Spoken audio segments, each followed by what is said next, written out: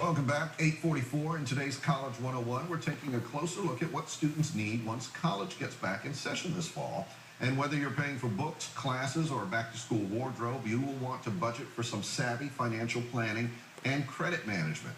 Christiana Bridges is the author of the bestseller, What You Need to Know About Credit and Co-Signing. Also, your first step to credit restoration, and he jacked up my credit.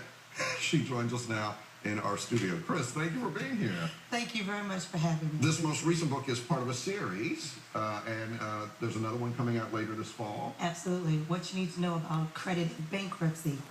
I'm addressing a lot of the financial hardship areas that affect people, and not only the hardship itself, but how it affects their credit. And I want people to understand that we might have a life challenge that affects our credit, but we can restore after that life challenge. And so I'm putting out these practical guides just to help people kind of get through the tough seasons in their life. Well, let's talk about this tough season, going to college.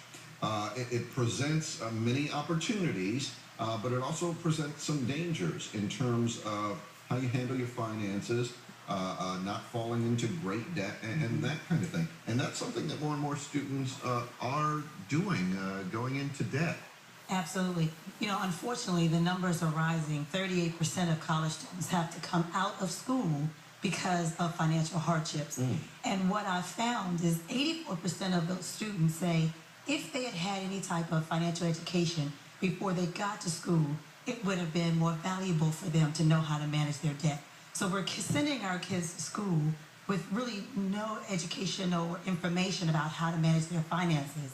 And so when they get to school, of course, they get teased by the credit card offers and all of this, and then they don't know what to do with it. So to them, it's free money because they don't understand that money doesn't grow on trees and plastic is not free. Right. So let's address that first, because the credit card companies are right on campus pitching to the students, and it's very, I won't say it's easy, but it's relatively easy to put in an application and get a credit card for whatever they need. Absolutely. And the card reform that was passed in 2009, and then it was reformed, actually the Card Act was reformed in 2010, was supposed to address that.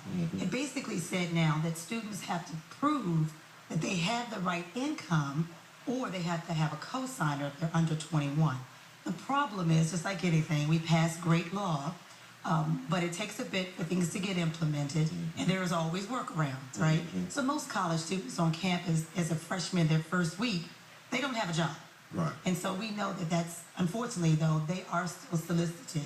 And so, they don't know, they get a t-shirt or a hat, and they think, or a box of pizza, and in turn they get a credit card. So bottom line, and I suppose the answer varies case by case, but should a college student apply for a credit card on campus and get a credit card?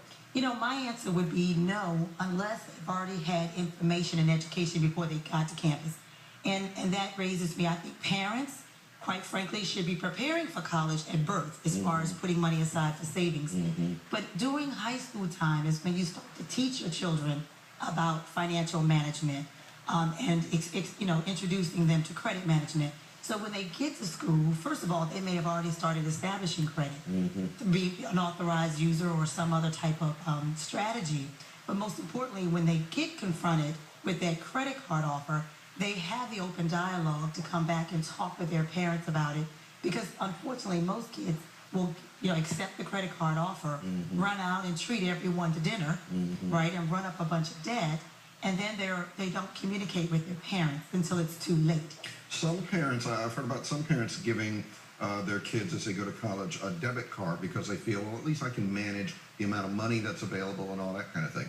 Is that a good idea? Because the criticism I hear is that the students still, there's kind of a disconnect. It's not actual money. It's very easy to drain that pretty quickly. Right. Well, that type of card, a prepaid card, is a good way to get started.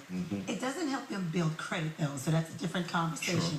However, you've got to start somewhere teaching your children the responsibility of, if I use this credit card, there will be a bill, and I'm going to be expected to pay at the end of the month.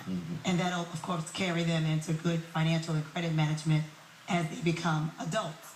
So I believe that it is a great place to start. You have to know your children. I have 2 children that have gone through college, and I manage that process with them differently, depending on their level of responsibility, quite frankly. And so I do believe that, you have to know your children, but it's a great place to start. And it is the parents' responsibility to start doing that. You say during high school is the best time to do it. Absolutely. All right. Absolutely. And for the students themselves, when they get to college and this process begins, what is the key thing for them to keep in mind? Well, if they do get in, if they do establish the credit card, and it's not a bad thing, again, if you do it with knowledge and wisdom of how to manage it, because it's a great way to start establishing credit. We know in this country, we really need to have a good credit, right? So we understand that. So I would say as a student, if you do have a credit card, make sure that as you're charging and using that credit card, you have the ability to pay it. That's the biggest thing. Mm-hmm. Know that plastic is not free. So you're going to need to be able to pay your credit card at the end of that particular month. Manage and watch your limits. I would encourage them to read the terms and conditions, clearly understand what they are obligating themselves to, so that they're not going into it blindly. So read your information, ask the questions, and know if you use it, you're going to need to pay it back. All right, very good. Chris Bridges is an author, writes on all things financial and keeping our houses in order. Thank you very much for coming. Good to have you here. We do appreciate it. Thank you very much. All right, Allison. Hope you're taking notes. Okay, well, with 25 performers and 8 musicians in the pit.